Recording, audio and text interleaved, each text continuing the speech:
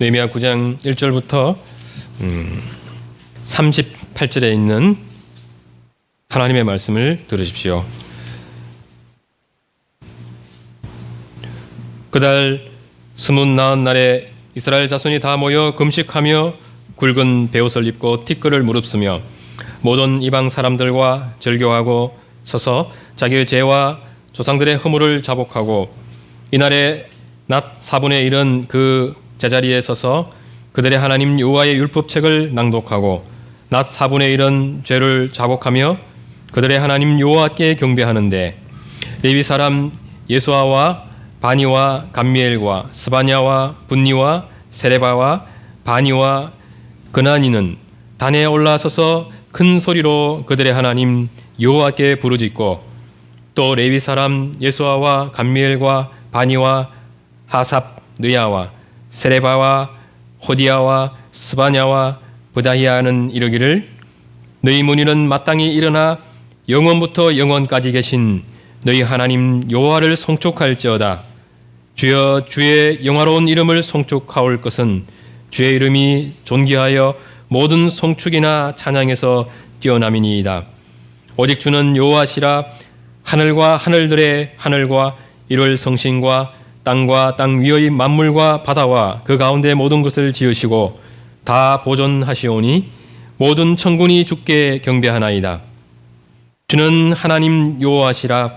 옛적에 아브라함을 택하시고 갈대아 우르에서 인도하여 내시고 아브라함이라는 이름을 주시고 그의 마음이 주 앞에서 충성됨을 보시고 그와 더불어 언약을 세우사 가나안 족속과 헷 족속과 아모리 족속과 브리스 족속과 여부스 족속과 기르가스 족속의 땅을 그의 씨에게 주리라 하시더니 그 말씀대로 이루셨사오매 주는 의로우심이로소이다. 주께서 우리 조상들이 애굽에서 고난받는 것을 감찰하시고 홍해에서 그들의 부르짖음을 들으시고 이적과 기사를 베푸사 바로와 그의 모든 신하와 그의 나라 온 백성을 치셨사오니 이는 그들이 우리의 조상들에게 교만하게 행함을 아셨음이라. 주께서 오늘과 같이 명예를 얻으셨나이다. 또 주께서 우리 조상들 앞에서 바다를 갈라지게 하사 그들이 바다 가운데를 육지같이 통과하게 하시고 쫓아오는 자들을 돌을 큰 물에 던짐같이 깊은 물에 던지시고 낮에는 구름 기둥으로 인도하시고 밤에는 불 기둥으로 그들이 행할 길을 그들에게 비추셨사오며 또 신의 산에 강림하시며 하늘에서부터 그들과 말씀하사 정직한 규례와 진정한 율법과 선한 율례와 계명을 그들에게 주시고 거룩한 안식일을 그들에게 알리시며 주의 종 모세를 통하여 계명과 율례와 율법을 그들에게 명령하시고 그들의 굶주림 때문에 그들에게 양식을 주시며 그들의 목마름 때문에 그들에게 반석에서 물을 내시고 또 주께서 옛적에 손을 들어 맹세하시고 주겠다고 하신 땅을 들어가서 차지하라 말씀하셨사오나 그들과 우리 조상들이 교만하고 목을 굳게 하여 주의 명령을 듣지 아니하고 거역하며 주께서 그들 가운데에서 행하신 기사를 기억하지 아니하고 목을 곧게 하며 패역하여 이를 스스로 한 우두머리를 세우고 종되었던 땅으로 돌아가고자 하였나이다. 그러나 주께서는 용서하시는 하나님이시라.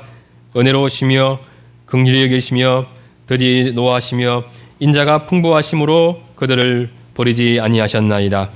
또 그들이 자기들을 위하여 송아지를 부어 만들고 이르기를 이는 곧 너희를 인도하여 애굽에서 나오게 한 신이라 하여 하나님을 크게 모독하였사오나 주께서는 주의 크신 긍휼로 그들을 광야에 버리지 아니하시고 낮에는 구름 기둥이 그들에게서 떠나지 아니하고 길을 인도하며 밤에는 불 기둥이 그들이 갈 길을 비추게 하셨사오며 또 주의 선한 영을 주사 그들을 가르치시며 주의 만나가 그들의 입에서 끊어지지 않게 하시고 그들의 목마름으로 인하여 그들에게 물을 주어 40년 동안 들에서 기르시되 부족함이 없게 하심으로 그 옷이 헤어지지 아니하였고 발이 부르트지 아니하였사오며 또 나라들과 족속들을 그들에게 각각 나누어 주심에 그들이 시온의 땅 곧 헤스본 왕의 땅과 바산 왕 옥의 땅을 차지하였나이다. 주께서 그들의 자손을 하늘의 별같이 많게 하시고 전에 그들의 열조에게 들어가서 차지하라고 말씀하신 땅으로 인도하여 이르게 하셨으므로 그 자손이 들어가서 땅을 차지하되 주께서 그 땅 가나안 주민들이 그들 앞에 복종하게 하실 때에 가나안 사람들과 그들의 왕들과 본토 여러 족속들을 그들의 손에 넘겨 임의로 행하게 하시매 그들이 견고한 성읍들과 기름진 땅을 점령하고 모든 아름다운 물건이 가득한 집과 판 우물과 포도원과 감람원과 허다한 과목을 차지하여 배불리 먹고 살찌고 주의 큰 복을 즐겨 싸우나 그들은 순종하지 아니하고 주를 거역하며 주의 율법을 등지고 주께로 돌아오기를 권면하는 선지자들을 죽여 주를 심히 모독하였나이다. 그러므로 주께서 그들을 대적의 손에 넘기사 그들이 곤고를 당하게 하심에 그들이 환난을 당하여 주께 부르짖을 때에 주께서 하늘에서 들으시고 주의 크신 긍휼로 그들에게 구원자를 주어 그들을 대적의 손에서 구원하셨거늘 그들이 평강을 얻은 후에 다시 주 앞에서 악을 행함으로 주께서 그들을 원수들의 손에 버려두사 원수들에게 지배를 당하게 하시다가 그들이 돌이켜 주께 부르짖음에 주께서 하늘에서 들으시고 여러 번 주의 긍휼로 건져내시고 다시 주의 율법을 복종하게 하시려고 그들에게 경계하셨으나 그들이 교만하여 사람이 준행하면 그 가운데서 삶을 얻는 주의 계명을 듣지 아니하며 주의 규례를 범하여 고집하는 어깨를 내밀며 목을 굳게 하여 듣지 아니하였나이다. 그러나 주께서 그들을 열해 동안 참으시고 또 주의 선지자들을 통하여 주의 영으로 그들을 경계하시되 그들이 듣지 아니하므로 열방 사람들의 손에 넘기시고도 주의 크신 긍휼로 그들을 아주 멸하지 아니하시며 버리지도 아니하셨사오니 주는 은혜로우시고 불쌍히 여기시는 하나님이시니이다. 우리 하나님이여 광대하시고 능하시고 두려우며 언약과 인자하심을 지키시는 하나님이여 우리와 우리 왕들과 방백들과 제사장들과 선지자들과 조상들과 주의 모든 백성이 아수르 왕들의 때로부터 오늘까지 당한 모든 환난을 이제 작게 여기지 마옵소서. 그러나 우리가 당한 모든 일을 주는 공의로우시니 우리는 악을 행하였사오나 주께서는 진실하게 행하셨음이니이다. 우리 왕들과 방백들과 제사장들과 조상들이 주의 율법을 지키지 아니하며 주의 명령과 주께서 그들에게 경계하신 말씀을 순종하지 아니하고 그들이 그 나라와 주께서 그들에게 베푸신 큰 복과 자기 앞에 주신 넓고 기름진 땅을 누리면서도 주를 섬기지 아니하며 악행을 그치지 아니하였으므로 우리가 오늘날 종이 되었는데 곧 주께서 우리 조상들에게 주사 그것의 열매를 먹고 그것의 아름다운 소산을 누리게 하신 땅에서 우리가 종이 되었나이다.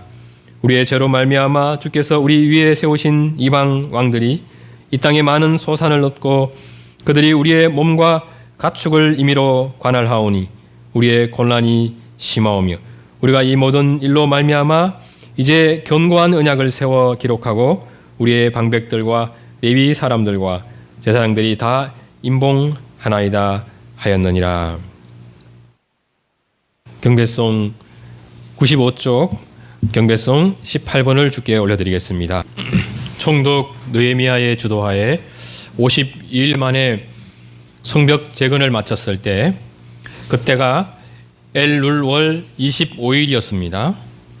엘룰월은 유대 민간력으로 12월이었는데 12월 25일 공사를 완공한 이스라엘 백성들은 자신들이 거주하던 성읍으로 돌아가 이제 며칠을 보내게 되죠.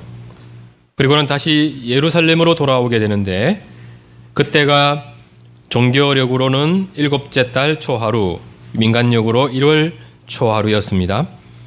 종교력으로 7월인 이때가 이스라엘 백성들로서는 큰 의미를 지니는 달이었습니다. 7월은 안식의 달로서 이스라엘은 그 달을 기념하며 하나님께 봉헌하였고 또 7월 1일은 나팔절 절기죠. 10일은 또 대속죄일이었습니다.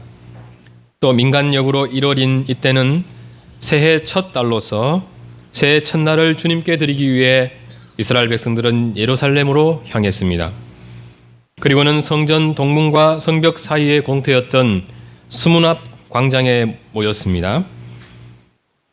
그런데 우리가 이미 살펴보았듯이 그날 놀라운 광경이 펼쳐지게 됩니다.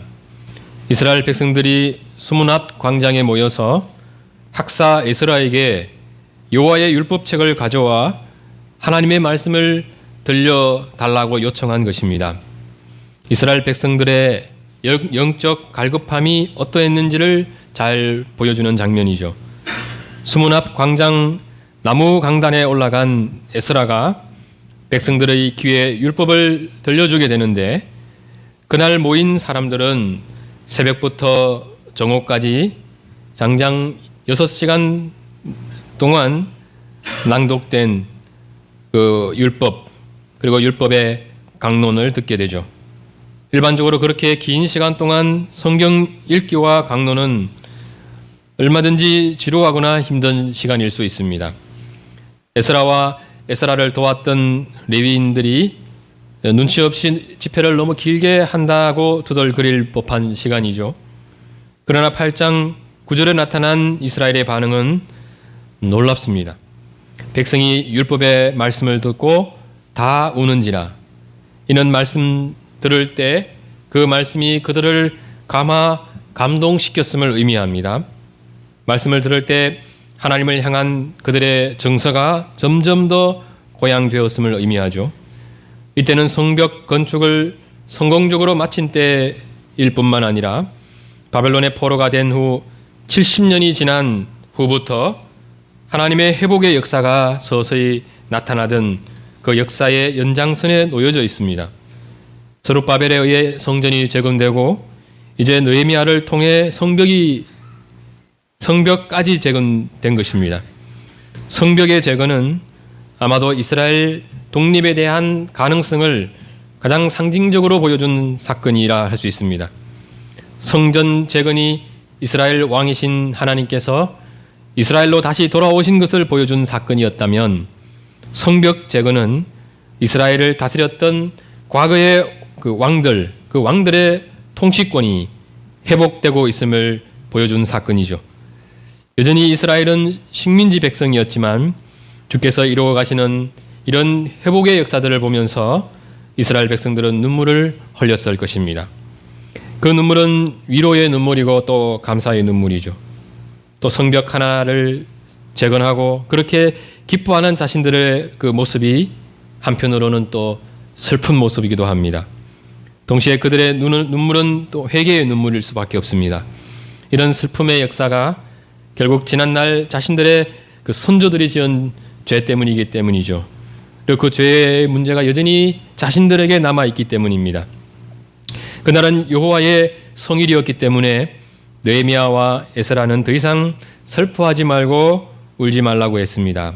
그리고는 가서 살진 것을 먹고 단 것을 마시되 근심하지 말고 기쁨을 누리라고 했습니다. 그리고 얼마 후 이스라엘 백성들은 모세의 율법에 따라 초막절 절기를 지켰고, 에스라는 절기 첫날부터 끝날까지 계속해서 하나님의 율법을 낭독하며 또 레위인들의 도움을 받아 강론하는 일을 감당했죠. 그야말로 약 한 달에 걸친 부흥 성회가 이루어진 것입니다. 그렇게 이루어진 그 성회의 결과가 9장 1절에서 2절에 기록되고 있습니다. 그달 29날에 이스라엘 자손이 다 모여 금식하며 굵은 베옷을 입고 티끌을 무릅쓰며 모든 이방 사람들과 절교하고 서서 자기의 죄와 조상들의 허물을 자복하고, 이스라엘 민족이 하나님 앞에 회개할 때 금식하거나 굵은 베옷을 입거나 티끌을 무릅쓰는 그런 행위를 하죠. 그런데 이 세 가지를 동시에 행한 때는 아마 이때가 처음이자 마지막일 것입니다. 그만큼 역사상 전무후무한 대각성이 일어나게 된 것이죠. 이러한 영적 대각성을 지난날 우리 교회들도 언제든지 고대하며 살아갔습니다.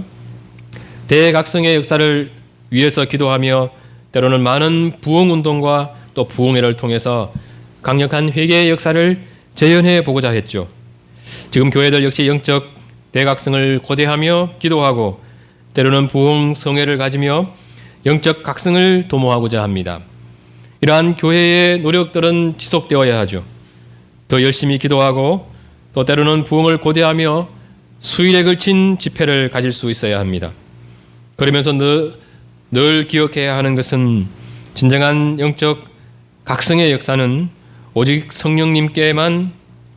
성령님께서만 가능하다는 점입니다.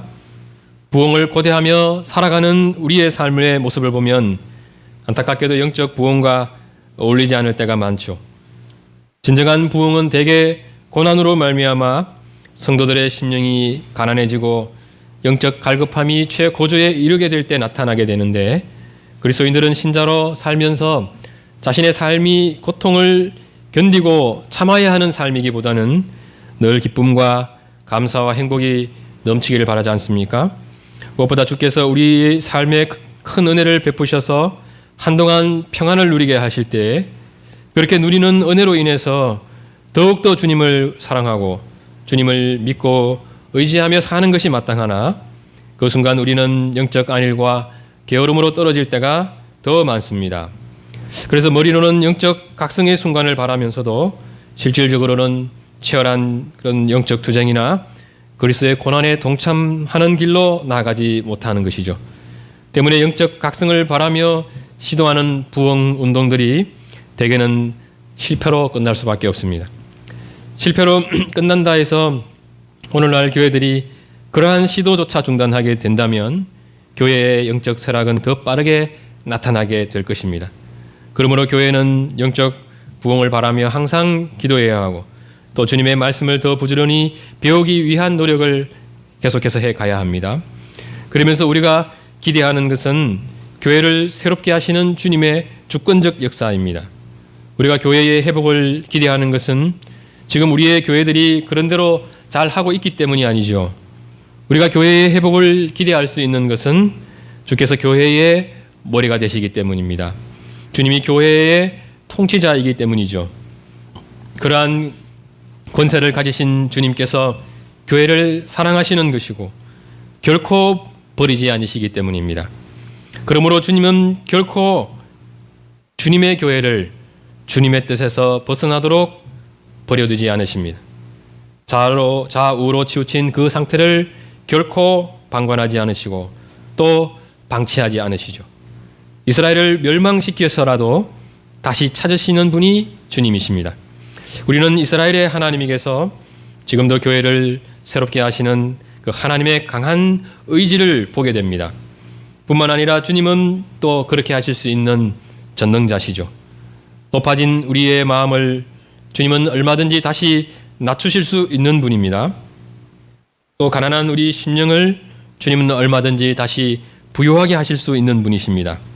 높이기도 하시고 낮추기도 하시고 주시기도 하시고 또 거두어 가시고 세우기도 하시고 무너뜨릴 수 있는 분이시죠.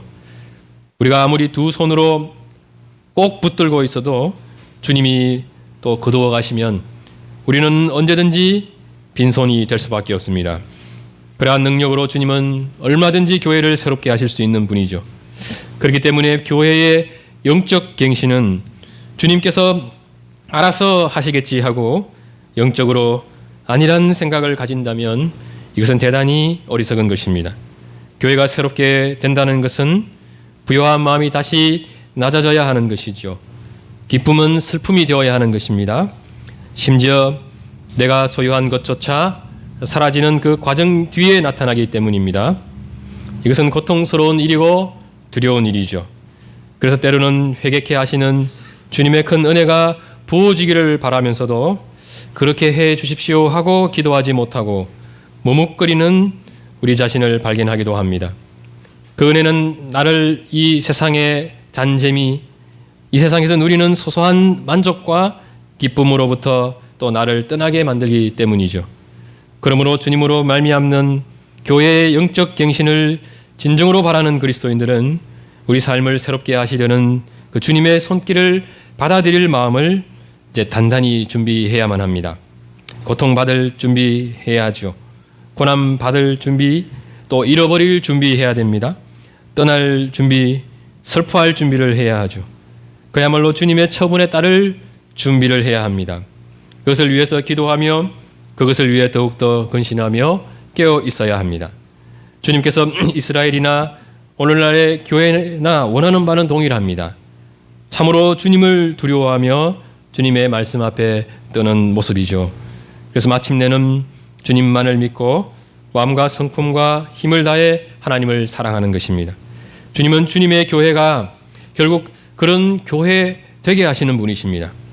그러므로 우리는 더욱더 깨어서 주께서 우리의 교회들을 어떻게 인도해 가시는지를 주의 깊게 바라볼 수 있어야 합니다.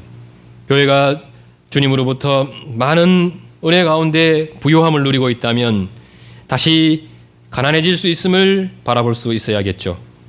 가난함 가운데 고난과 고통의 시간을 보내고 있다면 다시 부요해질 수 있음을 기대할 수 있어야 합니다. 우리 편에서 볼 때는 이제 이 후자만 복인 것 같죠. 후자만 영적 부흥으로 보일 수 있습니다. 그러나 모두가 다 하나님 편에서 영적 부흥입니다. 다시 가난해지는 것도 영적인 부흥이고 다시 부유해지는 것도 부흥의 결과입니다. 그래서 교회의 부흥의 때에 어떤 교회는 그 이름과 명성과 영광이 사라지면서 영적 회복이 나타나죠. 어떤 교회는 주님의 은혜로 말미암아 더욱더 아름다워지고 모든 것이 더 풍성해지면서 성도들의 심령이 주님께 대한 감사와 기쁨으로 충만케 되어지게 됩니다. 대개 어떻습니까? 더 은혜를 주셔도 더는 감사하지 않을 때 있지 않습니까? 더 은혜를 주셔도 더는 감사하지 않을 때 주의 은혜는 거두어지기 시작하죠. 또 작은 은혜만 부어줘도 감사와 기쁨이 넘칠 때 주님은 더 많은 은혜를 베풀어 주시면서 주님의 자녀들을 그 신앙을 성장시키시고 또 주님을 더 많이 사랑하는 사람이 되게 하시죠. 이것이든 저것이든 신자들에게 결국은 다 좋은 것입니다. 결국은 내가 원하는 것을 내려놓고 주님이 원하시는 것을 추구하게 되기 때문이죠. 더는 나를 사랑하지 않고 주님을 사랑하는 대로 가기 때문입니다. 지금 한국 교회의 영적 상황은 어떠한지 한번 우리가 돌아보면 좋을 것입니다. 그리고 우리 교회와 지금 나의 삶과 신앙은 어떠한지를 돌아보면 좋겠죠. 그러면서 우리가 더 힘써야 하는 것은 주 앞에 간절히 기도하는 것이고 주님의 뜻을 부지런히 알아가는 것입니다. 그래서 주께서 우리를 더욱더 새롭게 하시고자 하실 때 주님 제가 여기 있습니다 하고 이제 우리 자신을 내어드릴 수 있어야죠. 3절을 보면 그날의 낮 4분의 1은 그 제자리에 서서 그들의 하나님 여호와의 율법을 낭독하고 낮 4분의 1은 죄를 자복하며 그들의 하나님 여호와께 경배했습니다. 4절을 보면 레위 사람 몇 명의 명단이 소개되는데 그들이 단에 올라가서 큰 소리로 그들의 하나님 여호와께 부르짖었습니다.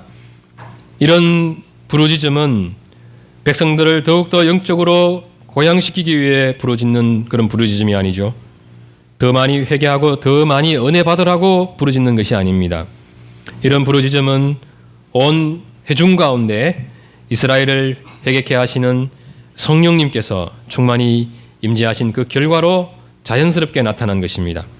성령님의 임재가 충만히 나타나게 될 때 신자들의 마음은 조금씩 영적 각성이 일어나게 되죠.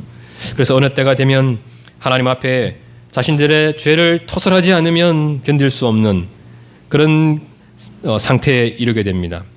만약 그 상태에서 하나님 앞에 부르짖으며 자신의 죄를 토설하지 않는다면 그는 견딜 수 없는 고통을 느끼게 될 것입니다. 그래서 영적 대각성의 때에 회중 가운데 어떤 분들은 가슴이 이제 답답해서 가슴을 막 치는 사람이 있는가 하면 또 어떤 사람은 그 답답함이 너무 고통스러워서 막 바닥에 막 이리저리 뒹굴기도 하죠. 그때 신자들이 그 문제를 해결하는 유일한 방법은 그야말로 이제 부르짖으면서 자신의 죄를 토설하여 내는 것입니다.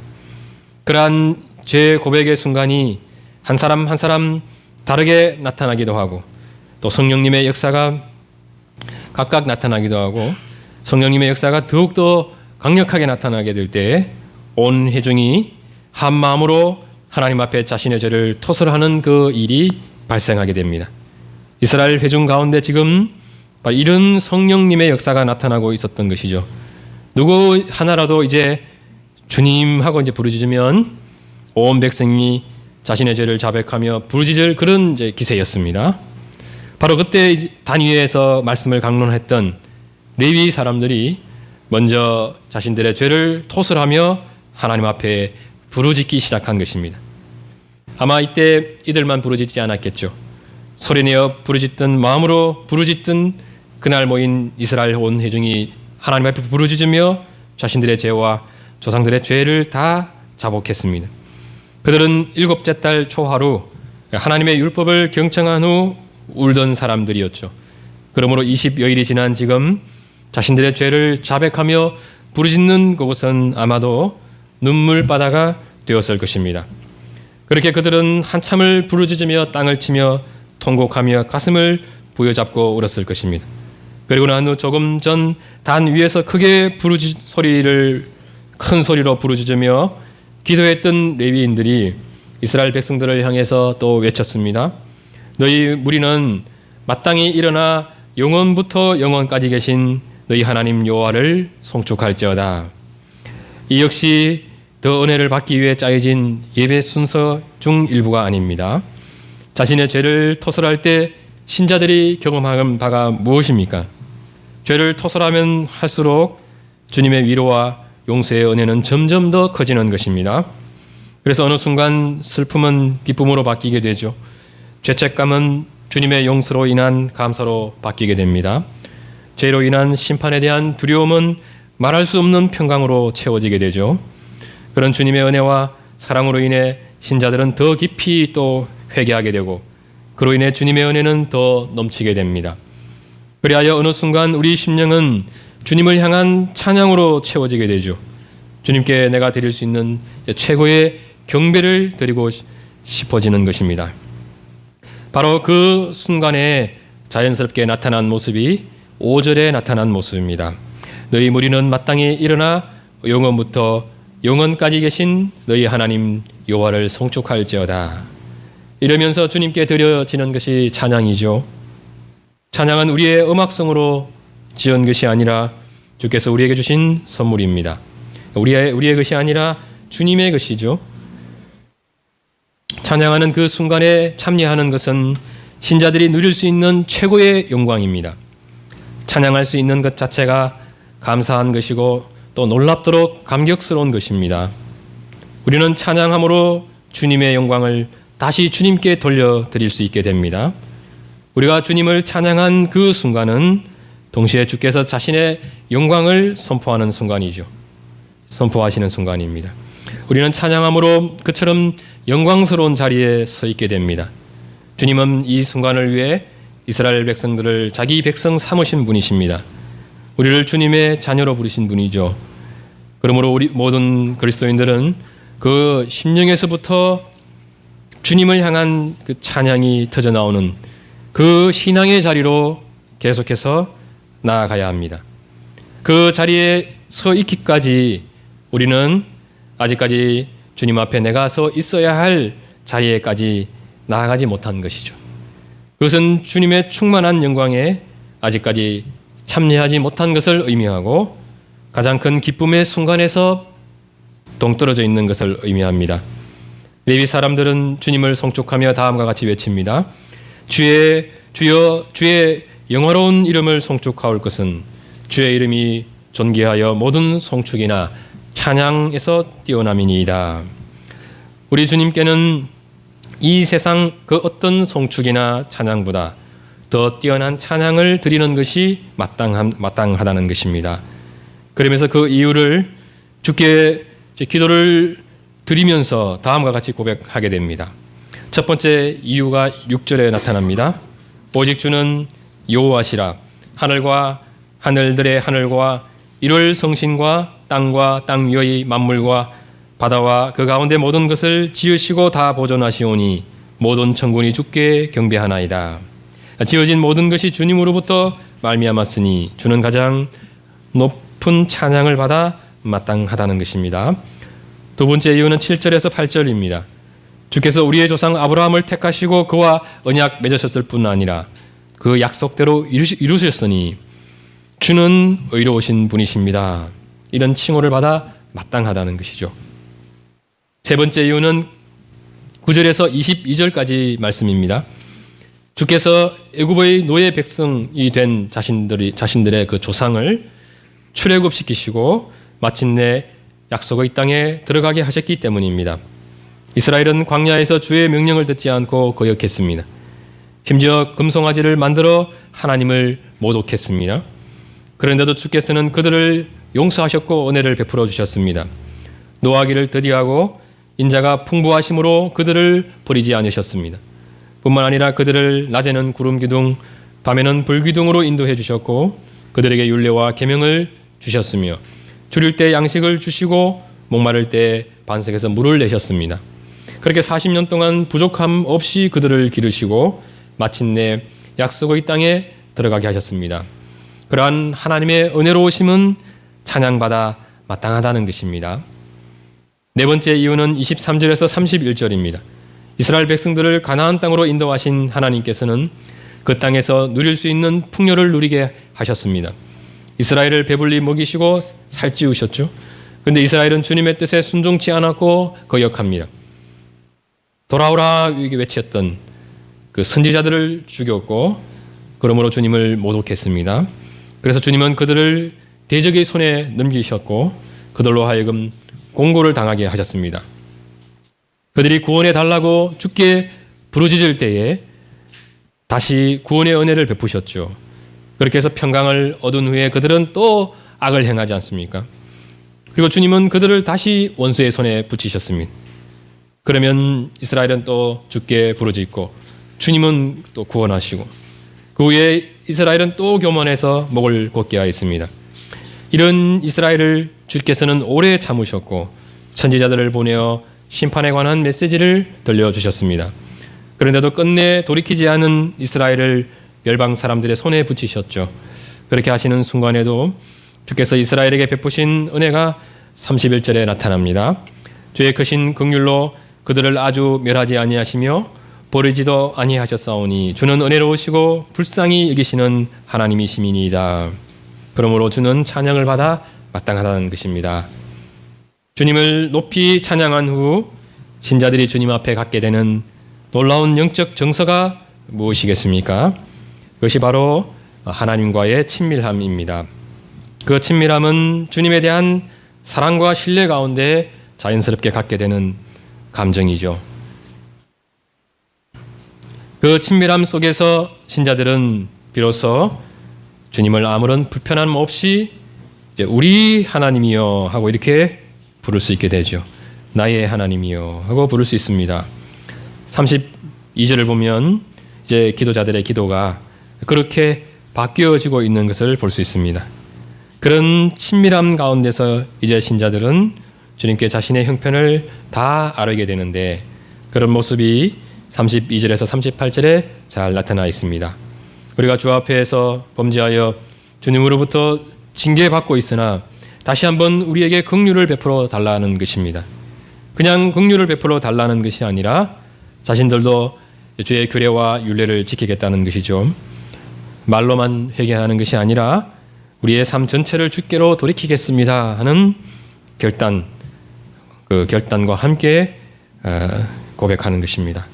주 앞에 이처럼 허심탄회하게 기도하는 순간에도 주님과의 깊은 친밀함 가운데 드려지는 기도는 좀처럼 주님 앞에서의 겸손함을 잃어버리지 않습니다. 주님을 사랑하며 드리는 기도가 그 예에서 벗어나기는 쉽지 않죠. 주 앞에 친밀함 가운데 기도드릴 때 주께서 내 간구에 귀를 기울여 주시고 응답해 주시기를 더욱더 우리는 간절히 바라게 되는데 그것을 바라는 궁극적인 이유도 주께서 영광 받으시기를 열망하기 때문입니다. 그처럼 놀라운 영적 경험이 신자의 그 영적 부흥의 때에 아주 두드러지게 나타나는 것입니다. 주께서 이런 영적인 부흥을 한국 교회 속에 다시 한번 내려주시기를 소망합니다. 하나님 앞에 나아가 간절한 마음으로 기도하는 신자들이 이런 영적 경험을 경험하게 될 수 있게 되기를 소망합니다. 기도드리겠습니다. 거룩하신 하나님 아버지, 주께서 신자들을 영적으로 각성시키시는 것은 신자들이 결국 주께로 돌아와야만 살 수 있기 때문입니다. 우리가 주님과의 깊은